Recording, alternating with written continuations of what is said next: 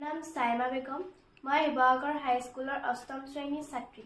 আজি মই বৰষুণৰ পানীৰ সংৰক্ষণৰ ওপৰত এটা প্ৰকল্প প্ৰস্তুত কৰিছোঁ। বৰষুণৰ পানীৰ সংৰক্ষণ। ব্যৱহাৰযোগ্য পানী ভূগৰ্ভৰ পৰা কৃত্ৰিম পদ্ধতিৰে উলিওৱাতকৈ পানীৰ পৰিমাণ বৃদ্ধিৰ এটা উপায় হ'ল বৰষুণৰ পানী সংৰক্ষণ আৰু ভৱিষ্যতলৈ ব্যৱহাৰৰ বাবে জমা কৰি ৰখা। পৃথিৱীৰ 4ভাগৰ 3ভাগেই পানী হ'লে খোৱা পানী আৰু ব্যৱহাৰযোগ্য পানী অতি সীমিত। বৰষুণৰ পানী সংৰক্ষণৰ দ্বাৰা আমি পানীৰ অভাৱ দূৰ কৰিব পাৰোঁ।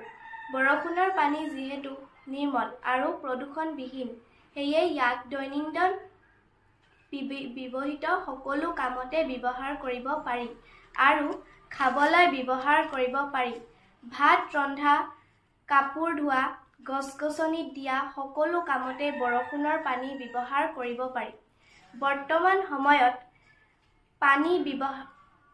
গ্লোবেল ৱাৰ্মিঙৰ বাবে পৃথিৱীৰ উপৰিভাগৰ বৰফ গলি বানপানীৰ সৃষ্টি হ'বলৈ ধৰাৰ লগতে জলবায়ুৰ বৃহৎ পৰিৱৰ্তন হৈছে। ইয়াৰ বাবেও পানী প্ৰদূষিত হৈছে, যাৰ ফলত স্বাস্থ্যজনিত বিভিন্ন সমস্যা হৈছে। বৰষুণৰ পানী সংৰক্ষণ কৰি উপযুক্ত ধৰণেৰে ব্যৱহাৰ কৰিলে পানীৰ সমস্যা বহুত পৰিমাণে এৰাই চলিব পাৰি। বৰষুণৰ পানী সংৰক্ষণৰ প্ৰয়োজনীয়তা। জল সংকটৰ সমাধান। ভূগৰ্ভৰ পানীৰ